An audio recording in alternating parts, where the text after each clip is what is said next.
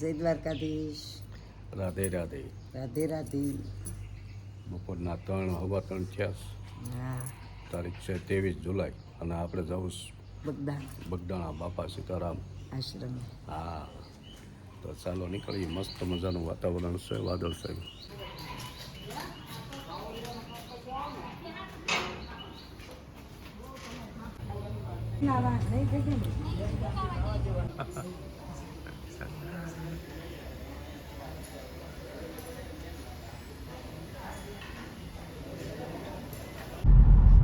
આપણે ચડી ગયા હાઈવે. હાઈવે. હા. ગંગા મૈયા મંદિરે આવી ગયું. હા, આ ગંગા મૈયા મંદિર.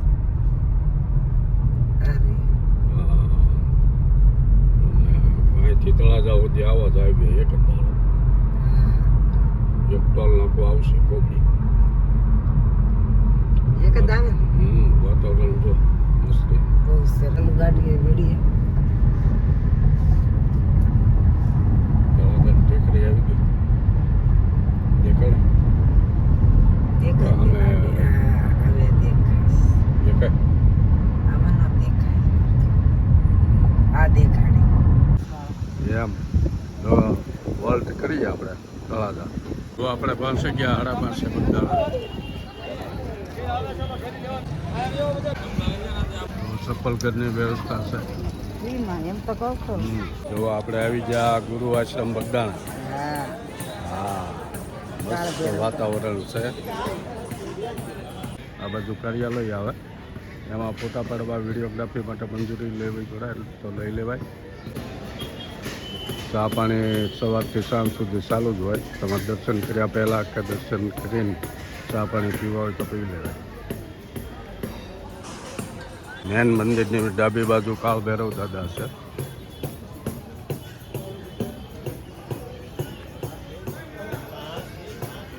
ઓમ એમ રીમ ક્લીમ કાળ ભૈરવાય નમઃ. તો આ મુખ્ય ગાદી મંદિર છે. બાપા જ્યારે હયાત હતા ત્યારે આ જગ્યાએ બાપા ઢોલિયો ઢાળીને બેસતા અને દુખિયાના દુઃખો ભાંગતા, ભક્તજનોના દર્શન દેતા. તો એ મૂળ ગાદી છે જ્યાં બાપાનો ફોટો મૂકેલો છે અને મસ્ત મંદિર જેવું બનાવેલું છે અને અખંડ જ્યોતિ ચાલુ છે અને અખંડ ધૂણો ચાલુ હોય.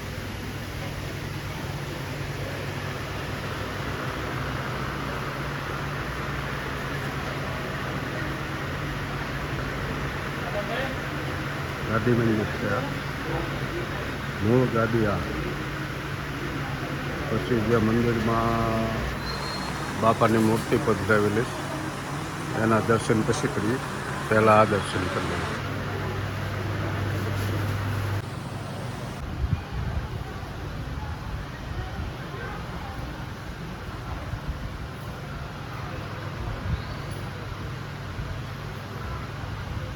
એમ જો અહીંયા તિલક કરવાનું આવે.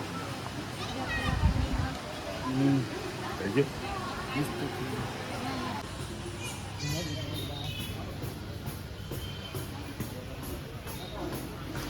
મૂળ ગાડીની બાજુમાં સમાધિ મંદિર છે.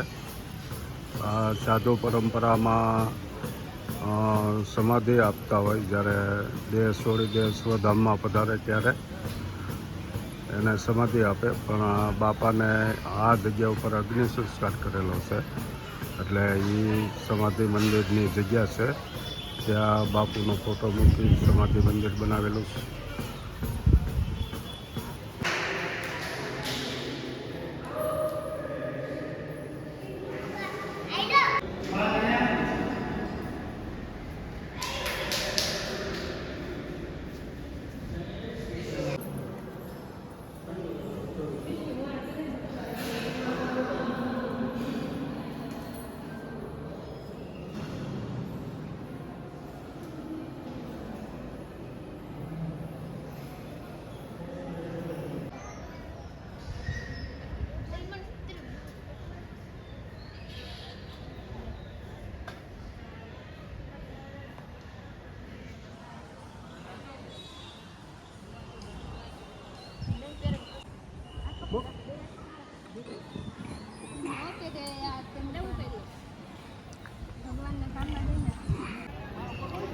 જો આવું દિવ્ય ભવ્ય મંદિર બનાવેલું છે બાપા સીતારામનું. આ જે મંદિરના ગેટ ઉપર જે ધ્વજા ફરકે છે એ જ્યાં અન્નક્ષેત્ર ચાલુ હોય, જે આશ્રમોમાં દેહાતી જગ્યાઓમાં ત્યાં આ રીતનો ધ્વજ ફરકતો હોય છે. એટલે દૂરથી લોકો જોઈ શકે કે ફલાણી જગ્યાએ અન્નક્ષેત્ર ચાલુ છે. અને મંદિર ઉપર તો ધ્વજ ફરકતો જ હોય. કેટલું સુંદર વાતાવરણ છે. આવેલા છે આ ફૂલ. અરે વાહ. તે એ બધા અહીંયા આપ્યા પ્રસાદી.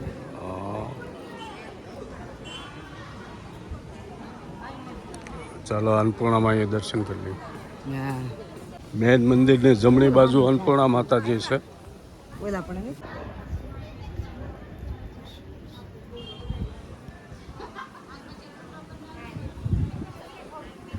મંદિરે દર્શન થઈ ગયા. અને હવે તમને અહીંયા એના રસ્તે આગળ જઈએ એટલે લગેજ રૂમ આવે. આપણી પાસે કંઈ થેલા બેગું જે હોય એ લગેજ રૂમમાં જમા કરાવી દો. અને નંદીગ્રામ છે, એ નંદીગ્રામમાં આપણે રાતે ઉતારો કરવો હોય, રૂમ જોઈતી હોય તો નંદીગ્રામમાં મળી રહે. આ રીતના રૂમ મળી રહે. મસ્ત ઉતરવાની વ્યવસ્થા છે.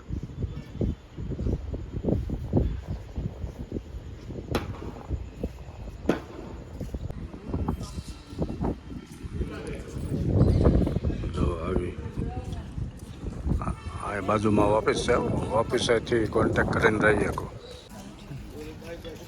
નંદીગ્રામની સામેના ગેટ ઉપરથી ભોજનશાળા બાજુ જઈ શકો. આપણે પછી સામે જે છે એ ગોપાલ ગ્રામ છે. 3 નંબરમાં ગેટ. આ નંદીગ્રામ 2 નંબરનો ગેટ, આગળ 1 નંબરનો. આ બધી વ્યવસ્થા રહેવા ઉતરવા મહેમાનો માટે સરસ મજાની. આ ભોજનશાળાના હોલ છે. જ્યારે મોટો ઉત્સવ હોય ત્યારે આમાં પણ હોય, અને એની આગળ હોય ત્યાં તો કાયમિક માટે હોય. રોજ માટે 1000થી 1500 સ્વયંસેવકો કાયમ આવેલા હોય. જો આ ભોજનશાળા છે. બપોરે 11:30થી ભોજનશાળા ચાલુ થઈ જાય જમણવાર. બપોરે 3 વાગ્યા સુધી, અને સાંજે આરતી થાય પછી ચાલુ થઈ જાય. આ બાજુ વાસણ ઉટકવાના, પાણી, અને આ બધામાં બેસવાનું જમવા. કવડું મોટું, કવડું મોટું. પાછળ રસોડું છે. અને બધાને બેસાડીને પંગત પાડીને પ્રસાદ પીરસવામાં આવે. 1000થી 1500 સ્વયંસેવકો આવે. રસોડે જે ગામના વાળા હોય એ ગામના, જે ગામથી આવવાના હોય એના પોતાના ટિકિટના ખર્ચે આવે. આવવા જવાનું 24 કલાકનો એની સેવા હોય. 12 ગુરુ પૂનમ છે, બાપુની તિથિ છે, એવા મોટા ઉત્સવ હોય ત્યારે તો બધા ગામના બધા સ્વયંસેવકો હાજર રહે.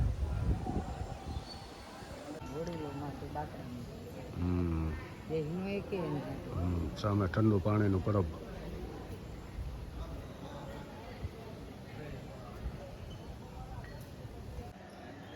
બાપા સીતારામ ભોજનશાળા. વાળ વિખાઈ ગયા. તો બધે દર્શન કરીને બધું જોઈને બેસી ગયા આપણે બાકડા. કેમ ગાડીનો બાપુ અહીંયા હતા એ વખતે યુઝ કરતા એમ્બેસેડર ગાડી છે. હા, આ મંદિરનો પાછળનો ભાગ છે. બીજું મૂકી હોય એમ કરો. તો આ કોતરણી બધી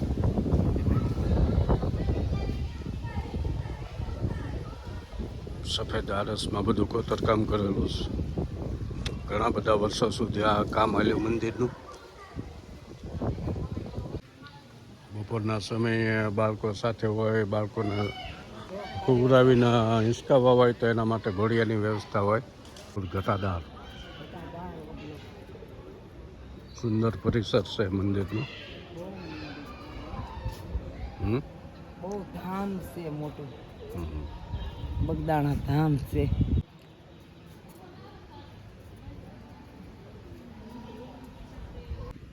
એટલું મસ્ત વાતાવરણ છે ને. બહુ હા.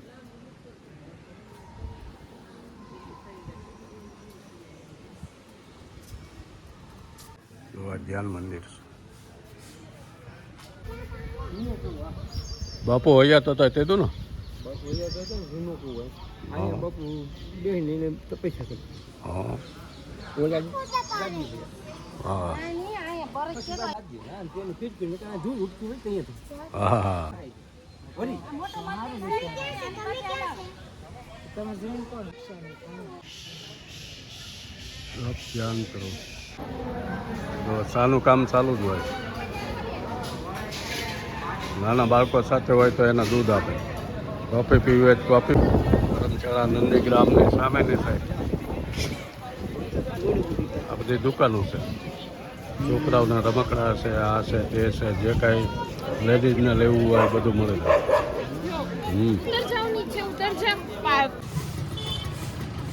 દુકાનોમાં આટો મારવા નીકળી ગયા. કાંઈક લેવાઈ જાય તો સારી વાત. કંટ્રોલ આવી ગયા તો આપણું પી શાક. બાપ જો આવી બધી દુકાનો હોય નાના છોકરાઓના બાળકોને રમવા માટે. હે એટલા માટે મંદિરની બાજુમાં જ છે માર્કેટ. મિત્ર મળ્યા સાવરકુંડલાના એના જો હાથમાં કડું પહેર્યું. શું કહેવાય એને? કેટલું કડલું જોવો. સરસ. ઓહો 500 ગ્રામ વજન છે આ સાંજે. તમારે ના ના આપણે વિડીયો બનાવી. બ્લોગ ઓહો જો બધા મિત્રો છે સાવરકુંડલા. છે આપણા મિત્રો. હા સરસ. ઓલા ભાઈ છે ખીમજીભાઈ છે. હા આ ભાઈનું નામ વિષ્ણુભાઈ છે. હા અમારા પ્રમુખ છે ડાયાભાઈ છે. એમ હા સેવા કરવા આવ્યો ભાઈ મંદિર. ડાયાભાઈ પરાહારી સેવા કરવા દર મહિને. સેવા કરવા બગદાણા દર ત્રેવી આવે. ઓહો જો બધા સેવામાં આવે છે આ લોકો.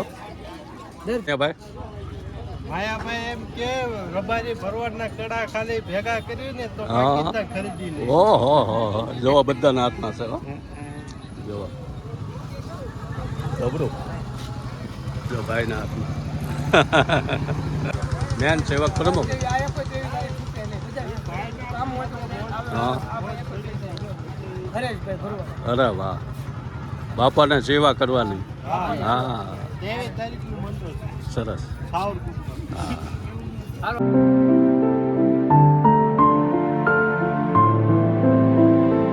સોનપરી ગામ પાલતાના પાસે આવ્યું. એ ગામના ભાઈઓ છે. દર 23 તારીખે સેવામાં આવી જાય બગદાણા. કેમ? ઓહો જય બાપા સીતારામ. મસ્ત સેવા કરે બાપાની. બાપા સીતારામ હવનું સારું કરે. સામે પાર્કિંગ થાય, પછી આ બાજુ પાર્કિંગ થાય ફ્રીમાં. આવડા મોટા તપેલામાં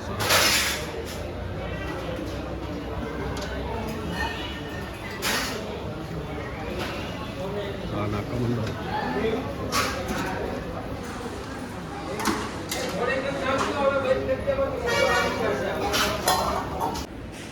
સાંજે સંધ્યા આરતીનો ટાઈમ થઈ ગયો છે.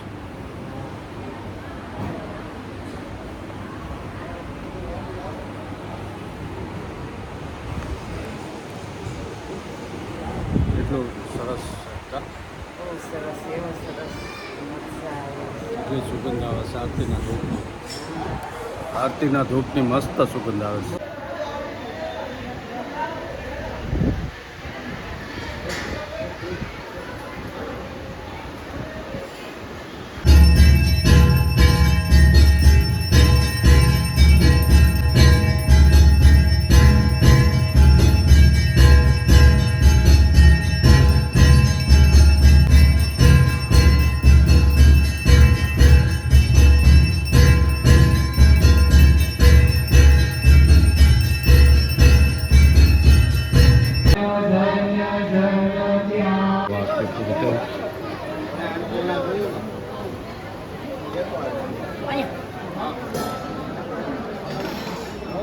આરતી પૂરી થઈ સંધ્યા આરતી અને જો ભવ્ય મંદિર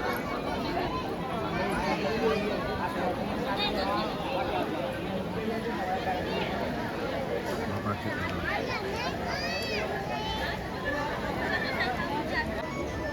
મસ્ત સંધ્યા આરતીનો લાભ મળી ગયો કેમ? બહુ સારો મસ્ત બહુ મજા આવી. આરતીમાં ઠેઠથી લાભ લીધો અને સાક્ષાત બજરંગદાસ બાપા. સંધ્યા આરતી સાથે વરસાદ આવી ગયો જેવો તેવો અને બહુ ચાલુ મજા વરસાદ આવી જ હતો આરતી ટાઈમે હા. બંધ થઈ ગયો. હા. આરતી ચાલુ થઈ હવે હરિહરનો હાથ છે તો ચાલો પ્રસાદ લઈ લઈએ. હા આરતી થઈ ગઈ, પ્રસાદ વિતરણ ચાલુ થઈ ગયું, પગલે પડી ગયું. કેવડો વિશાળ ડોમ છે જમણવાર માટે.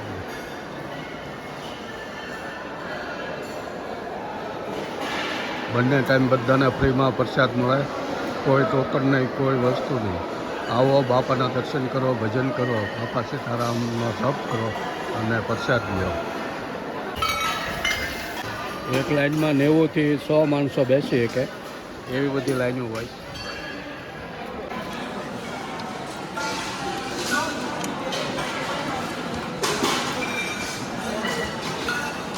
જોવા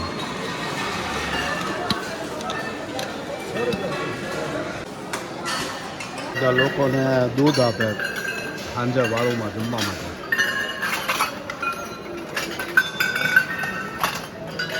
તો થાળ હોય બાપાને પ્રસાદી જોવે. હાલો પ્રસાદ લઈ લીધો.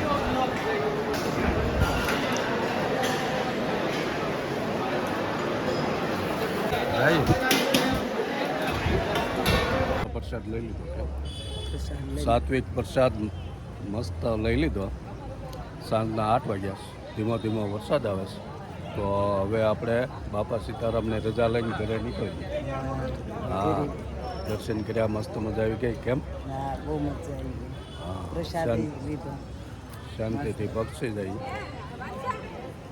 આવું રસોડું રોજનું 10 થી 15 હજાર માણસો જમે અને દર પૂનમે 1 લાખ માણસ ઉપર માણસો જમે અને ગુરુ પૂનમ અને બાપુની તિથિ હોય એ વખતે 2.5 થી 3 લાખ માણસો જમે. એવડું મોટું ભવ્ય રસોડું હોય છે. હવે રસોડાની મુલાકાત આપણે ફરીને આવી એ વખતે બ્લોગ બનાવી ત્યારે બતાવશું. બરાબર.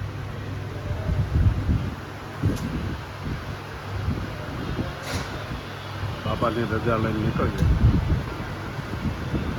બાપા સીતારામ.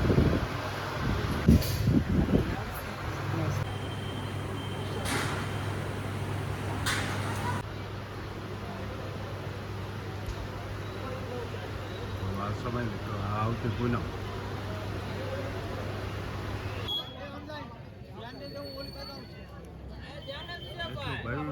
લાગે તો આપણે નીકળી ગયા કેમ? હા આ બગદાણા ધામ, બગદાલમ ઋષિ અને બગડેશ્વર મહાદેવ ત્રણેય વસ્તુ ભેગી થઈ એટલે બગદાણા ધામ આખા વિશ્વમાં પ્રસિદ્ધ એવું. આપણે અલંગ આગળ પહોંચ્યા. વાઘણિયા ઘેરી